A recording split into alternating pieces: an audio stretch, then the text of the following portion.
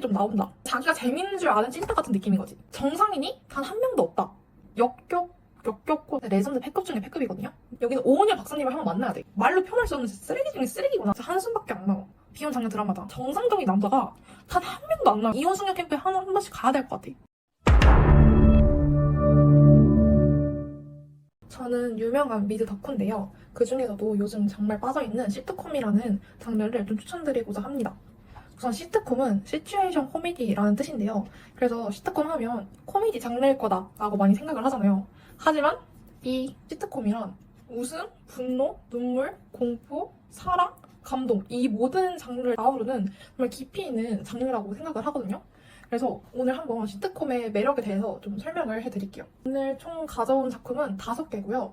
너무 유명한 작품들은 좀 뺐고 이름은 좀 알려져 있는데 생각보다 많이 안 본 것 같은 장르들로 가져왔습니다. 가져와 보니까 이 5개 작품이 약간 공통점이 있더라고요. 팩급들이 좀 나온다. 첫 번째 작품은 오피스입니다. 더 오피스로 알고 계실 수도 있고 오피스로 알고 계실 수도 있는데 최근에 넷플릭스에 들어오면서 약간 붐업이 된 걸로 알아요.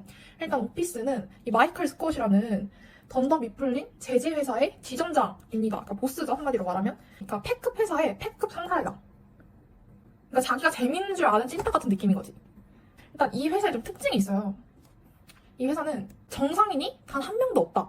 회사도 솔직히 어떻게 굴러가는지도 모르겠어요. 회사에 많은 위기가 찾아오는데요. 이 던더 미플린이라는 회사가 중소기업이에요. 그래서 한 번씩 위기가 찾아오거든요.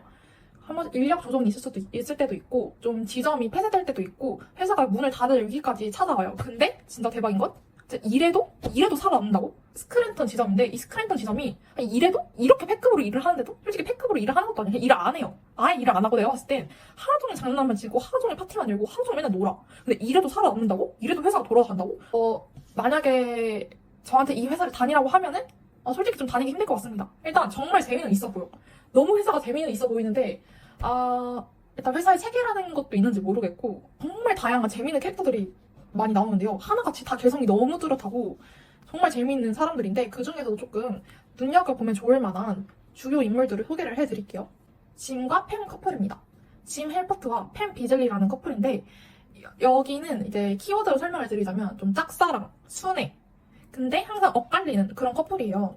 저는 대놓고 나 로맨스야 하는 장르를 별로 안 좋아하거든요. 시트콤은 정말 이 단편에 정말 많은 시리즈가 있잖아요. 근데 그 많은 시리즈에 조금씩 이들의 모먼트를 넣어놔. 그래서 이 시리즈를 다 보고 나면은 이들의 이제 서사의 깊이를 내가 알게 되는 거지. 그랬을 때 정말 짜릿함이 있어요. 이 둘이 접점이 된 계기는 장난입니다. 장난. 이들이 장난을 굉장히 좋아하거든요. 근데 좀 정도껏 좋아하는 게 아니라 좀 심할 정도로 좋아해. 그러니까 이들한테는 뭐 일과 명예, 돈 이것보다는 그러니까 순수한 재미가 더 우선순위 되는 사람들이야. 그래서 얘네가 맨날 장난치는 인물이 있어요. 드와이트 슈루트라는 인물인데요. 이 드와이트는 굉장히 프리기고 맨날 애들이 너 진짜 프리기다고 맨날 놀려. 완전 괴짜고 완전 FM 성격에 사회성이 없다 못해 사회성이 한 마이너스 99 정도 되는 것 같은 그런 성격이고 권력욕이 또 있어요. 권력욕이 있고 자칭 2인자. 맨날 자기가 부지점장이라고 말하고 다니거든요. 자칭 부지점장이야. 드와이트 성격을 잘 보여주는 한 가지 짤이 있는데 얘가 되게 권력욕이 있다고 했잖아요. 본사한테 전화를 해서 나 마이크를 밀어내고 내가 지점장 할 거다 하고 뜬금없는 이제 선포를 해버려요. 당연히 말도 안 되고 당연히 안 되는 일이겠죠? 드와이트가 자신을 배신 때린 걸 알고 나서 이제 벌을 준 거예요. 근데 그 벌을 준 것도 사무실 한가운데 몇 시간 동안 이렇게 라이어라는 이 팻말을 달아놓고 몇 시간 동안 이렇게 서 있으라고 해. 뭐 애기도 아니고 사무실 한가운데 한 2시간 동안인가 이렇게 서 있어요. 이렇게 서 있고 또 한 가지 벌을 내리는데 그 마이클의 빨래를 한 달 동안인가 시키게 한 몇 달 시킨 것 같아. 처음에는 진짜 이 사람 뭐지? 싶거든요? 근데 가면 갈수록 정이 되게 붙는, 그러니까 어느 순간 심지어 좀 무서운 게 귀여워 보일 정도야. 그러니까 어느 순간 여러분 드와이트가 귀여워지는 순간이 오거든요? 그러면 진짜 이 드라마에 좀 빠졌던 거야. 그래서 드와이트는 그만큼 인기가 많은 친구기도 하고요. 짐이랑 팸이 드와이트한테 항상 장난을 친다고 했잖아요. 그 중에서 유명한 프랭크가 하나 있거든요. 드와이트가 항상 하고 다니는 인상착의가 있어요. 이게 자기 시그니처인데 이 5대5로 이상하게 갈라진 앞머리에 뿔테 안경 그리고 이 노란 셔츠와 넥타이 이게 자기의 시그니처거든요. 짐이 어느 날 드와이트를 똑같이 따라옵니다. 인상착의 다 따라하고 말투도 드와이트처럼 말하고요. 갑자기 주머니에서 드와이트가 맨날 들고 다니는 소지품들을 막 꺼내서 하루 종일 막 드와이트처럼 행동을 해요. 근데 드와이트는 또 굉장히 진지한 인물이야. 그래서 짐한테 정말 진지하게 짐, 신원 도용은 범죄야 이러면서 한마디로 말하자면 통과 제리 같은 그래서 이 드라마의 킬링 관전 포인트는 이 짐과 팸의 서사, 짐과 팸이 드와이트한테 어떤 장난들을 치는지, 그리고 이 마이클, 드와이트, 짐, 팸 말고도 정말 다양한 인물들이 많아요. 시즌별로 또 새로운 인물이 추가되기도 하고, 근데 그 인물들이 전부 다 너무 웃기거든요? 진짜 하여튼 진짜 특이한 사람들이 너무 많아. 그리고 사내연애도 막 일어나요. 뭐 불륜, 바람도 저지르고, 뭐 계약연애도 하고, 뭐 하여튼 진짜 이상한 사람들이 모여서 저는 개인적으로 진짜 순수 웃음, 순수 재미로는 1등이라고 생각하거든요, 시트콤 중에. 그래서 나 진짜 좀 그냥 순수하게 좀 웃고 싶다 하면은 정말 추천드리는 드라마입니다. 다음 드라마는 굿플레이스입니다. 굿플레이스는 제 1등 드라마인데요. 엘레너라는 인물이 죽고 사후세계에 와요. 그래서 이 사후세계를 다룬 내용이거든요. 굿플레이스라는 이름에서 예상을 하셨다시피 이제 엘레너는 굿플레이스라는 소위 말하면 이제 천국이라는 곳으로 오게 됩니다. 근데 실은 엘레너는 굿플레이스에 올 만한 인물이 아니에요. 시스템의 오류로 잘못 굿플레이스에 오게 된 인물이에요. 굿플레이스라는 마을에 좀 이상한 일들이 하나씩 일어나기 시작합니다. 뭐 쓰레기 비가 온다든지 폭풍이 몰아친다든지 갑자기 완전 거대한 싱크홀이 생긴다든지 내가 가짜라는 게 들려서 난 배드플레이스로 유배당할 수도 있겠구나 라고 생각이 들어서 소울메이트가 있어요. 소울메이트인 치디한테 가서 윤리를 배우기 시작합니다. 치디는 전생의 윤리 교수였고요. 근데 한편 이제 이 치디와 엘레너의 이웃이 있어요. 지안유와 타은인데요. 근데 여기서 또 반전. 여기서 잘못 온 사람이 엘레너 한 명뿐이 아니다. 사실은 지안유도 배드플레이스에 갔어야 할 인물인데 잘못 왔어. 지안유는 대외적으로는 불교 승려예요. 좀 대기 생각 없는 순수한 청년 캐릭터예요. 타은이는 대기 상녀 중에 좀 우아하고 공주처럼 자란. 근데 여기서 또 반전. 사실은 이곳이 굿플레이스가 아니라 배드플레이스였던 거야. 그래서 실제로 이 4명이 이 굿플레이스에 지내면서 모든 것이 행복해야 할 천국인데 실제로 스트레스를 엄청 받습니다. 그러니까 서로 너무 안 맞는 4명이기도 하고 서로 스트레스를 엄청 주는 거야. 근데 여기서 의문이죠.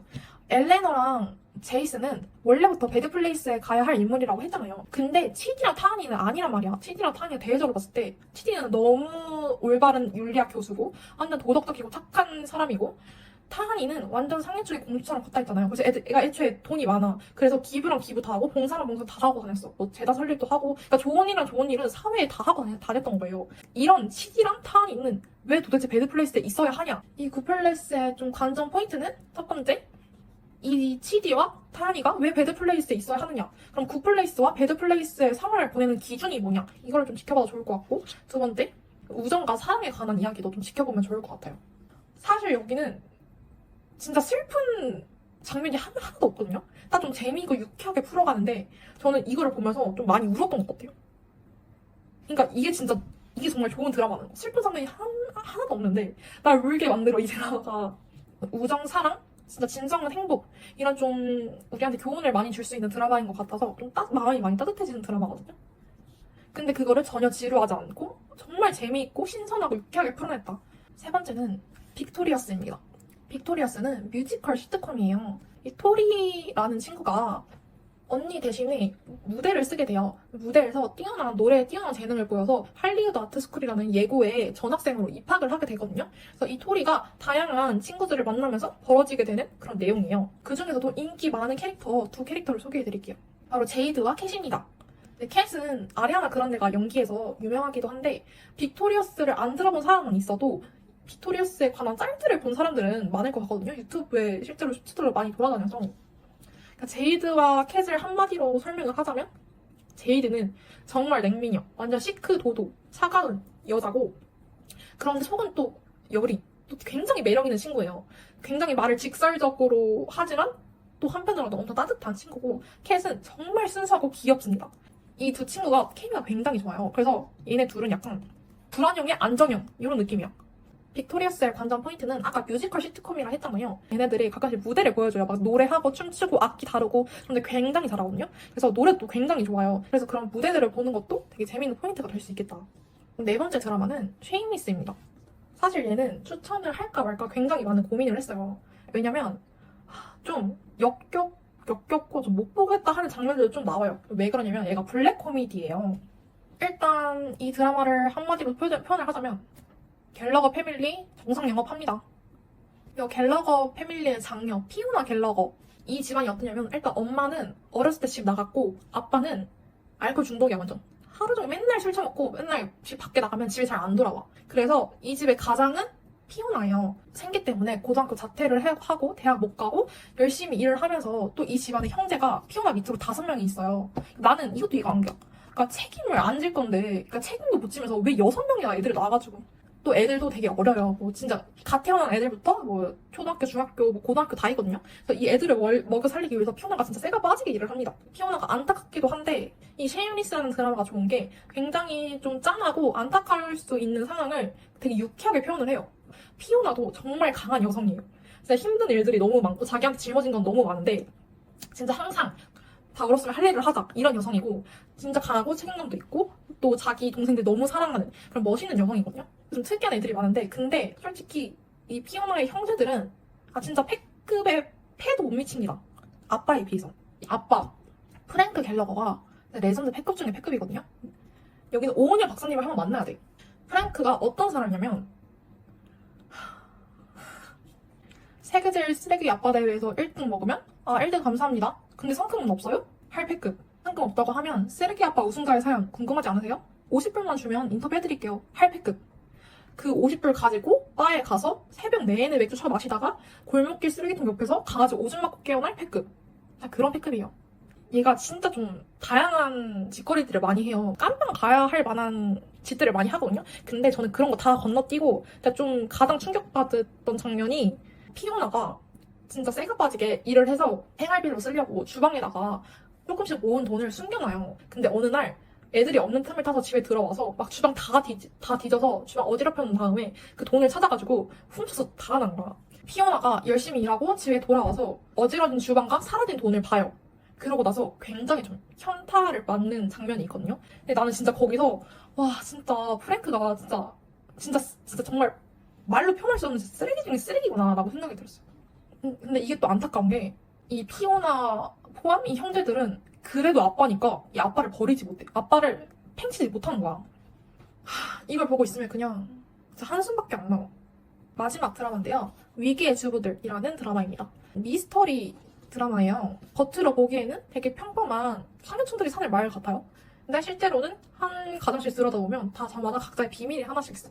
그 비밀이 뭐 살인, 범죄, 뭐 불륜이라던가 이런 크고 작은 갈등들이 있어요. 다 한마디로 이 드라마를 표현하자면 비혼 장년 드라마다. 여긴 진짜 다 이혼 숙녀 캠프에 한 번씩 가야 될 것 같아. 그러니까 이거를 보고 있으면 여기에 정상적인 남자가 단 한 명도 안 나와요. 진짜 단 한 명도. 그러니까 제가 이 드라마를 보면서 언제쯤 좀 괜찮은 남자도 아니야. 그러니까 정상적인 올바른 사고방식을 가진 남자가 한 명이라도 나올까 했는데 진짜 단 한 명도 안 나. 그렇다고 해서 이 주부들, 이 여자들은 다 완벽한 사람들이냐? 근데 그것도 아니에요. 여자들도 뭐 한두 가지씩 뭐 비밀들도 있고 뭐 문제들도 있는데 근데 진짜 그냥 남자들이 너무 최악이야. 그러니까 이거를 보면은 뭐 비혼 캠페인을 지금 하는 건가 싶을 정도로 여기도 좀 범죄, 수사물 이런 장르가 나오긴 하지만 그래도 시트콤인 만큼 좀 유쾌하게 다룬 그래서 나는 평소에 범죄, 수사물 좋아하는데 너무 딥하게 가고 싶진 않다 할 때 추천드리는 드라마입니다. 이렇게 5가지 시트콤들을 소개를 해드렸고 오늘 보여드린 작품은 나 영어 공부하고 싶다 하시는 분들한테 일단 추천. 시트콤이 영어 공부하기 되게 좋거든요. 특히 오피스나 굿플레이스, 빅토리아스 같은 드라마들은 영어 공부하기 너무 최적인 작품들이라고 생각을 하고요. 두 번째는 나는 내 스스로가 너무 패급이라고 생각하는데 나 좀 위로를 받고 싶다 하시는 분들한테 추천드려요. 저 사람도 저렇게 사는데 나는 생각보다 괜찮은 사람인데? 장난이고요.